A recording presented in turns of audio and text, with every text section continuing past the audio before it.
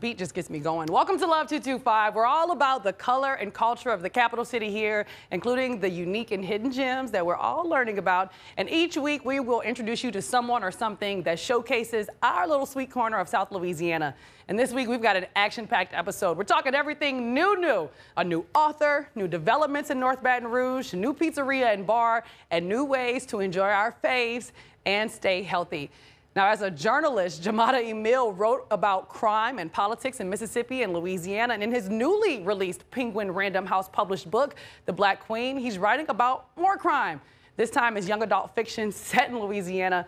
From the homecoming crown to murder, this book is a must read, and we will sit down with the man behind the story to talk all about it.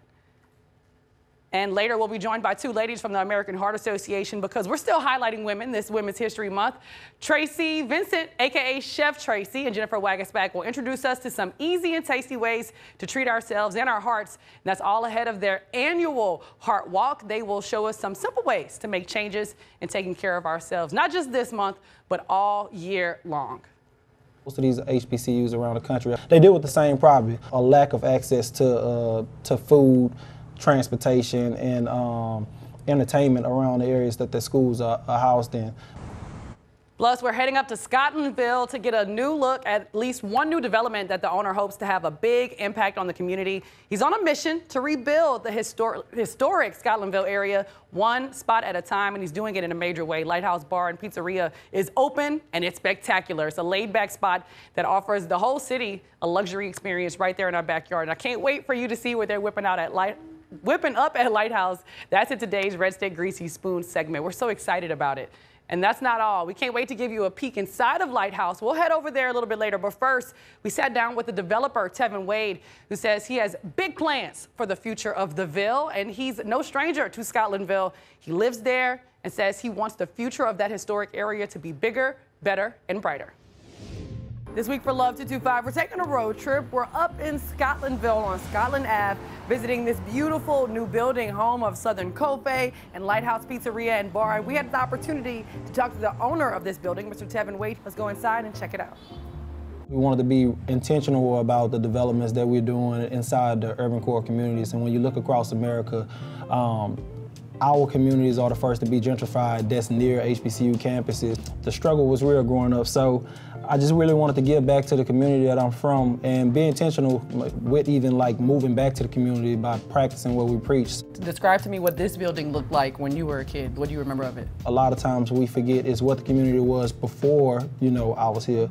And it was a thriving community, a thriving black community. With Southern University sitting here, I mean, it's only right for us to revitalize it and make sure that we can control what happens in this community.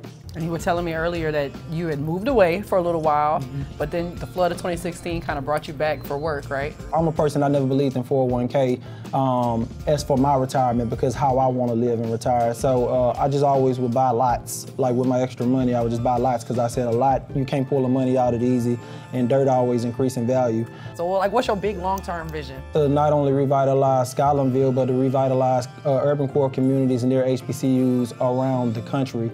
Most of these HBCUs around the country, they deal with the same problem, a lack of access to food, transportation, and entertainment around the areas that the schools are housed in.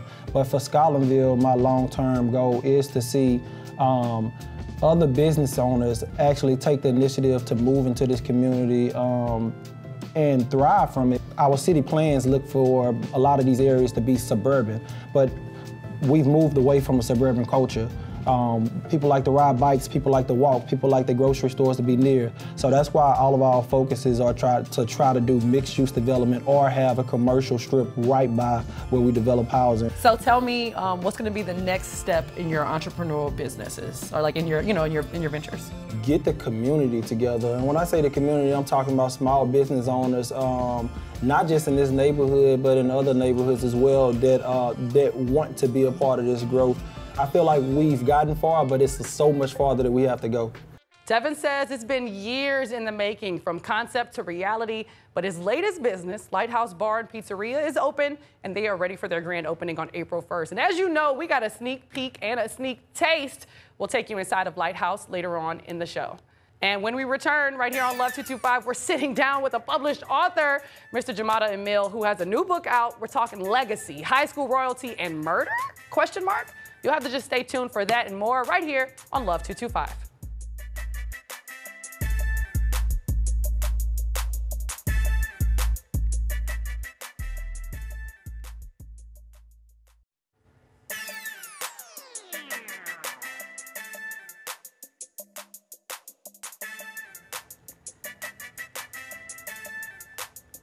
And we're back. This is Love 225. I'm Brady B. Harris, and today we have a very special guest. We're joined by a journalist and now author whose new book is an absolute must-read. The Black Queen has everything you need in a book that you just can't put down. It's got small-town secrets and drama, teenage drama, and murder. Now Jumata Emill is here to talk to us about it. Good morning. Thank you for joining us for this. Aloha. Thanks for having me. So first, let's talk about the dream come true.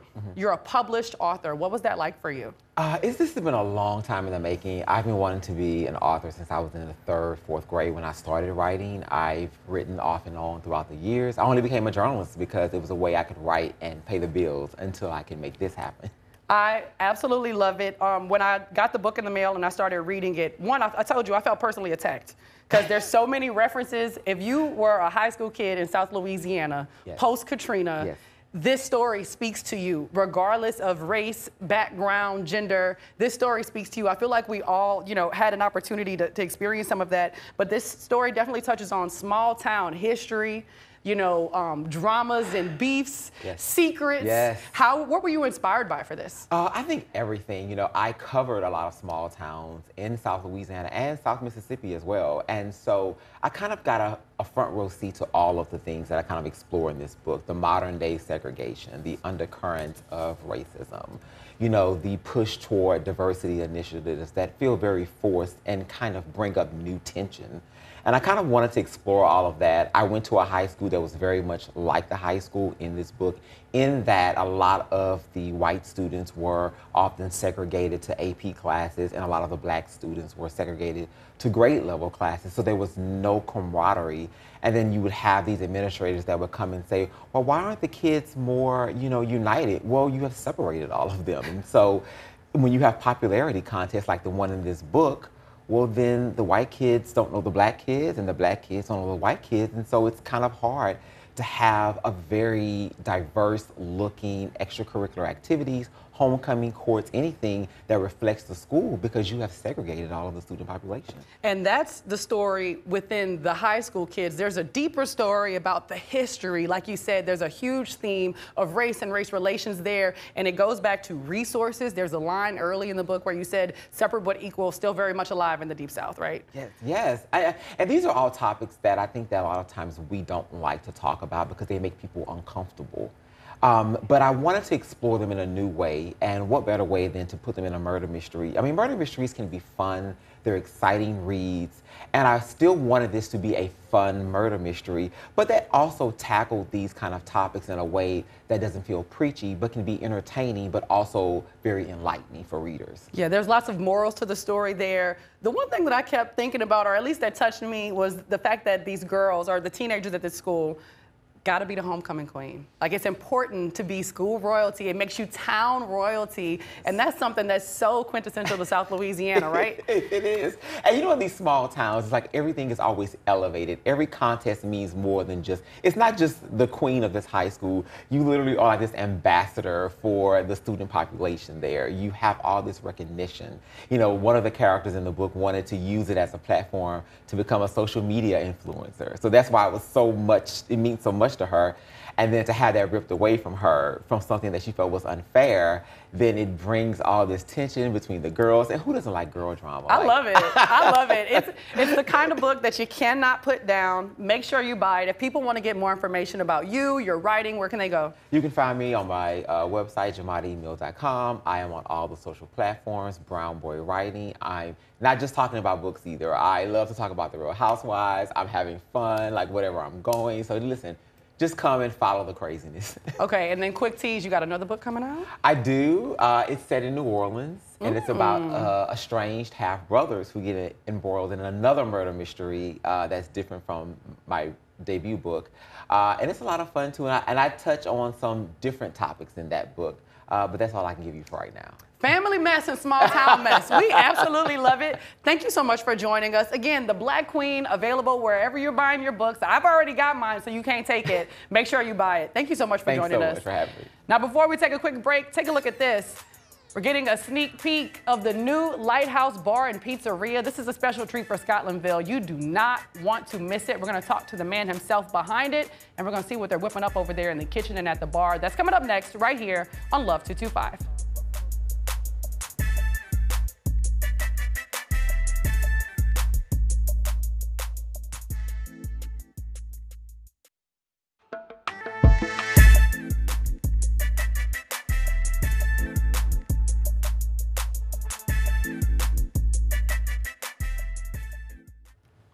Earlier, we introduced you to Tevin Wayde, the man behind some of the biggest revitalization projects in Scotlandville.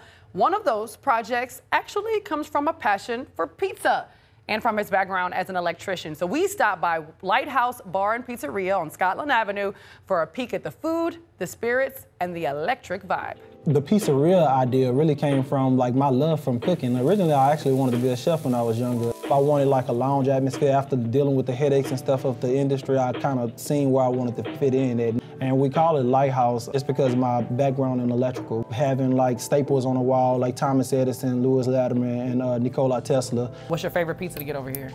My favorite pizza is a sweet heat pizza. It's our top seller. Hi, we're doing a sweet heat pizza here.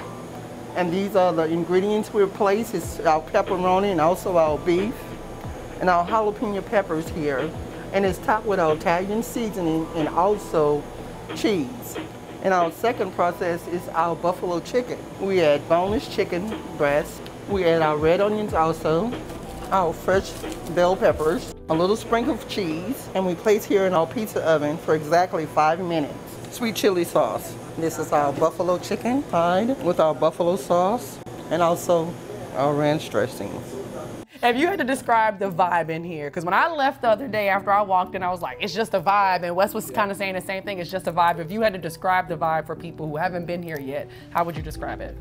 Intimate, intimate setting. And we get the question all the time, why don't we knock out the wall and make it bigger? Because it was intentional about being an intimate setting, because we want a spot where people can come on a date with, or you can come, you know, hang out with your girls at the bar, or, you know, just have a business meeting here. I can't wait to bring my family here for like our pizza night. Like, tell me what you are most excited about ahead of like the grand opening. I'm honestly just excited about people coming and actually putting eyes on the community development that's happening here. Don't go away. If you're going to Lighthouse to enjoy pizza and spirits, then you'll need to stay tuned for what's next. Who run the world? Girls. They also walk for the American Heart Association, that is. Chef Tracy, Jennifer Wagasback are in the building. They'll give us some easy things that we can do to stay healthy and active ahead of their upcoming event. That's still to come on Love 225.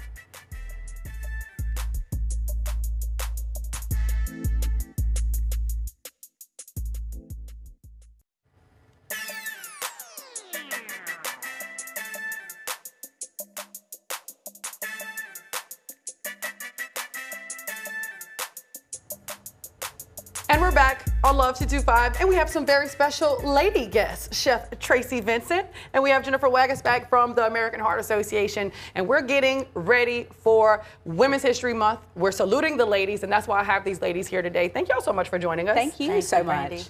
But if we really love the ladies, we got to make sure we're taking care of them and taking care of ourselves. And that's what y'all are here to talk about. You've got all this awesome stuff up here, Chef Tracy. Let's start with the base of a roux, okay? Let's start with the oils. That's a very loaded question. And actually, we have some avocado oil. I know that we use vegetable oil in my mom's kitchen to make a roux, but I would go with a high smoke point avocado oil, up to 500 degrees. And you can get that good browning and get some of those health benefits, so it's not going to clog veins and stay heart healthy, and stay away from the vegetable oils. That's right. And this time of year, it's kind of hard. I mean, we just saw a pizza spot with liquor and of course the pizzas, but you can enjoy things in moderation, right? So talk to me about some of these other options you have up here. Obviously, fruits and veggies need to be on your plate all day, every day. Yes, and then what the great thing is when it's seasonal, it tastes better. So seasonal in Louisiana, we have a couple of things, a roasted roux root veggie entree or side dish that can be vegan if you'd like. We have turnip bottoms, we have carrots, which are seasonal in March, and I went ahead and added like a sweet potato in there because why not? I would peel these down, get them diced, coat them in a little bit of oil. You have so many choices. You could spray if you're limiting your oils. We have safflower and avocado oil combo. Extra virgin olive oil, toss that up and then put it in the oven and roast it. And when it comes out, toss it with a little bit, like a teaspoon of brown sugar and cinnamon. And you would just be amazed how and that's delicious what it this is. Well, actually, that's another option. So this glazed root vegetable that I just mentioned is a different side dish, but this is a grilled pear.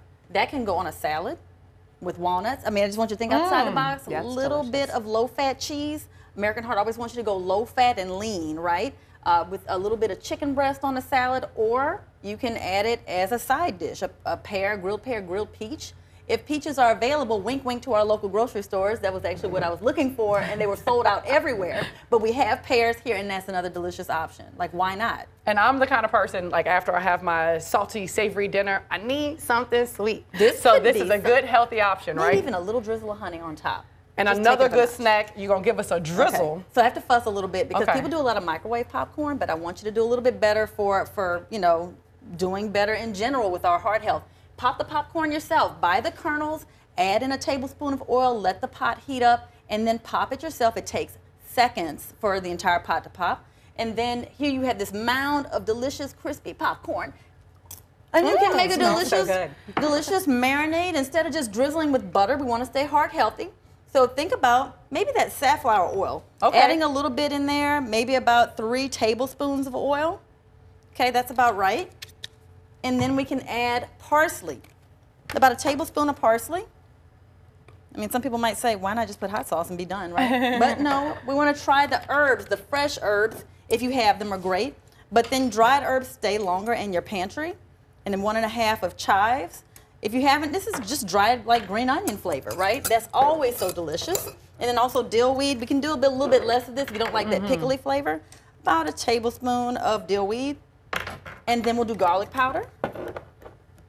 Now, while Chef Tracy, she is going to mix this up for us, Jennifer, we're getting ready. We're talking about all of this because the Capital Area American Heart Association hosting their annual Heart Walk. That is correct. This is a huge event in Baton Rouge. It is Saturday, March 25th.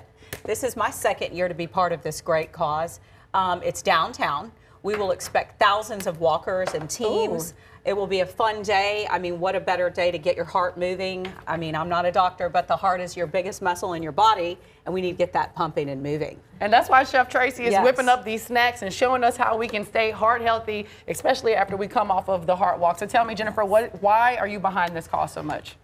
Brandy, it really goes to personal reasons for me. My father, he passed away sitting in a chair on the patio. Not to get into all of that, but sitting in a chair, sedentary, and it was a cardiac event. He never really moved. He smoked, not a healthy lifestyle. So I am behind this for personal reasons, very, very much. We've got to move. Just 30 minutes a day can increase your life expectancy by 17%. And you can get out there to the Heart Walk, and you can join everyone out there for the fun, and it's going to get you moving. It's going to get your soul stirred up. You do not want to miss it because personal reasons. Everybody knows someone. Everyone has seen it. We all know the serious effects of heart disease and why heart health is so important. It's so important. Right now, so many people are struggling with diabetes, It's on the rise. High blood pressure. I'm in my 40s. And I can't tell you the amount of men that we're seeing with high blood pressure, and they're already on medications. This is so easy to combat just by getting out there and walking. Walking and making sure that we eat nice, healthy, tasty snacks. Chef Tracy, what do you have? Okay, so that concoction of herbs and the safflower oil and avocado oil, we're just going to drizzle that over our popcorn. And we're going to mix it a little bit, and we're just going to sample it. Like it is, I mean, try something different. It is heart healthy. There's no guilt in this. There's I can only snack share. Okay, ladies, everybody dig in. I'm gonna get ready for the herbaceous mix. Next cheese. Thank y'all so much for joining us. That is tasty. That is delicious. A healthy way for you to enjoy your favorite popcorn snack. Don't go anywhere. We got a little bit of land for you right after this break. Stick around for more Love 225. That's so good. It is.